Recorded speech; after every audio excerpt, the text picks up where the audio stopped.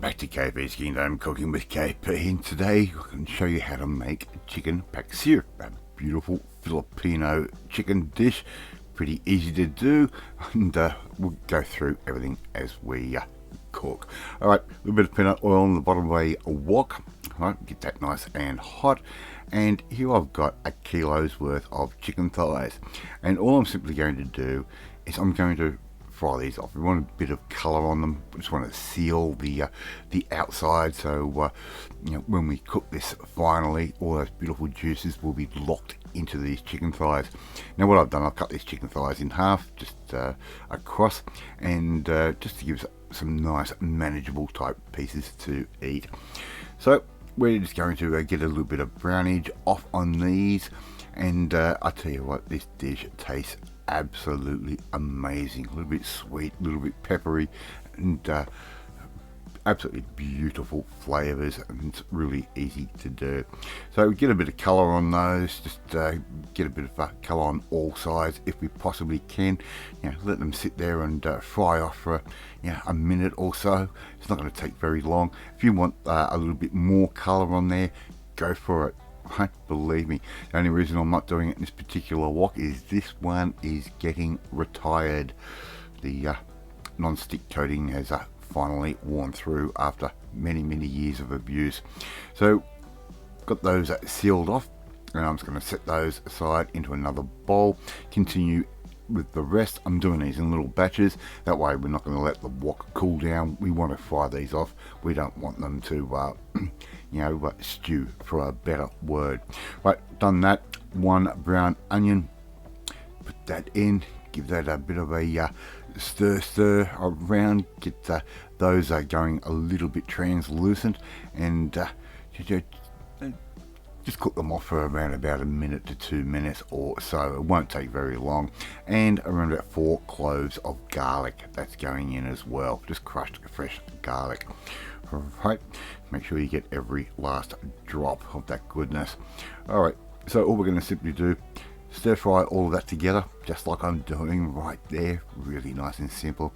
And if you haven't tried having Filipino food before, it does taste amazing. It's a lot of fun to eat. We're going to return that chicken back in with the onion and garlic, just like I'm doing right there. And I've actually turned my wok down just a little bit. Right, I'm sort of running at a medium low heat at the moment.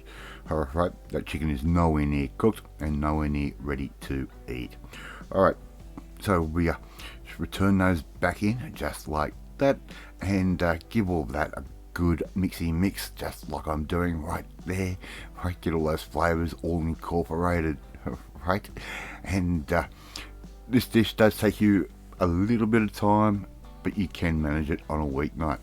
Right, I'm going to add in around about 1.5 tablespoons worth of good quality soy sauce. Right, that's going to go in. That's going to give us a little bit of salt, right, and a little bit of beautiful color as well. As you can see, that chicken's already soaking up that. I'm also going to add in 2 cups of chicken stock. That's going in just like that. Really nice and simple. And we've only got a couple more ingredients to go for this particular stage.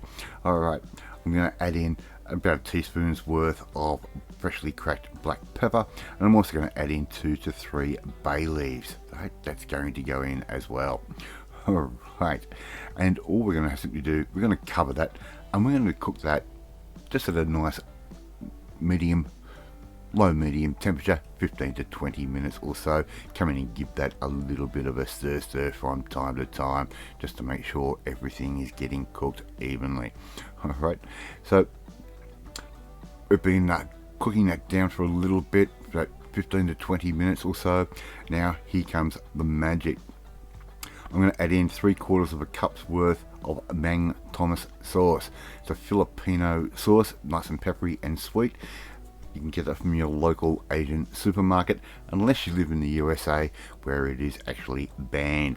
I'm also going to add in 2 tablespoons worth of coconut vinegar, also available at your Asian grocery stores. Alright, so just give all of that a good stir. Now, why is it banned in the USA? Well, the FDA thinks there is too much sodium in there. There really isn't. It's not that salty at all. It's got a really nice flavour. Just give that a bit of a taste test, and if you think it needs a little bit more pepper, I'm just going to add in a little bit of white pepper, because it's going to give it that really nice bit of a heat to it. Right, we're going to reduce our sauce down a little bit, and this is a little bit controversial for this dish, but I'm also going to add in a little bit of water with a little bit of corn flour. Alright, that's going to help thicken our sauce up just a little bit quicker.